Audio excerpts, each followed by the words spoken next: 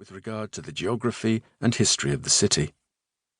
At the time that Pliny was writing, Palmyra was in its Roman imperial heyday, a time of bounty that saw the city flourish. This growth, however, came to an abrupt halt when the city was sacked, with devastating results, by the Roman Emperor Aurelian in 272 CE, and again in 273 CE. Although Pliny never visited Palmyra, he provides a concise description of the city's location as well as the wider political implications of this geographical position in the 1st century CE, using information that was likely derived from the writings of other ancient authors. Despite his brevity, Pliny's text offers a crucial insight into what was deemed important about Palmyra in the ancient world. Tellingly, Pliny's description focuses not only on the city of Palmyra, but also on its wider hinterland.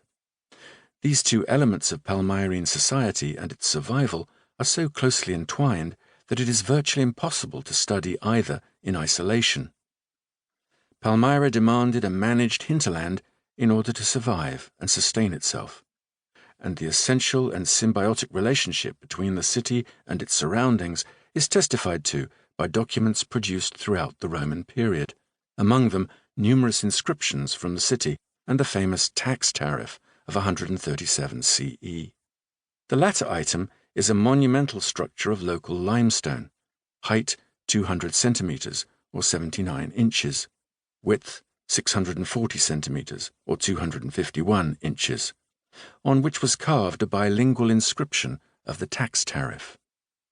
It provides important details on various aspects of trade and is discussed further in Chapter 2.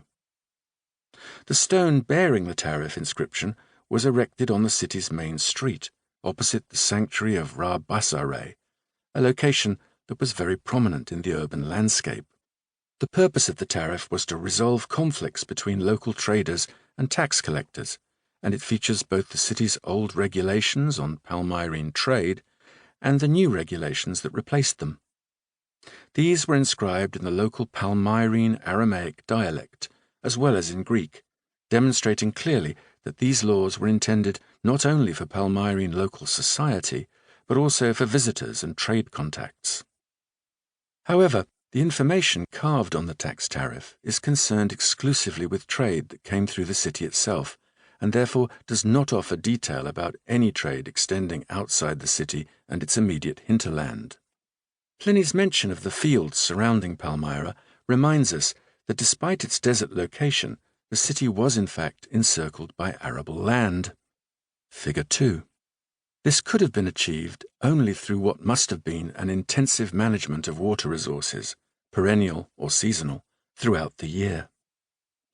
Palmyrenes had a reputation for being good tradesmen and soldiers, particularly archers, but they must also have been excellent water engineers. Pliny writes about the life-giving springs of Palmyra. The source of the famous Efka spring was in the city itself, Figure 3, while there were several other springs in the surrounding area.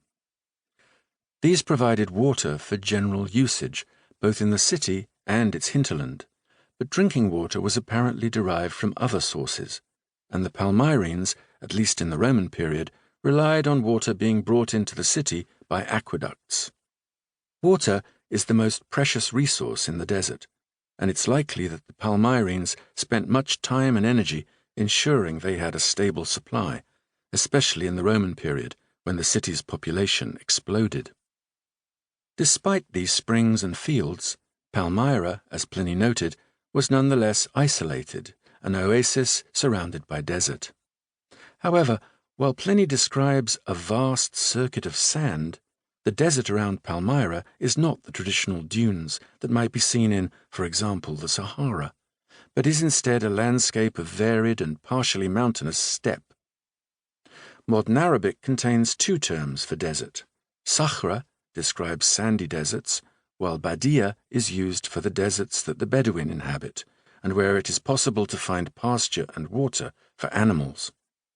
The Badia Desert receives rainfall every year in the winter and spring, between November and May, and it can even be quite lush at certain times of the year. This type of desert allows for a variety of agricultural activities.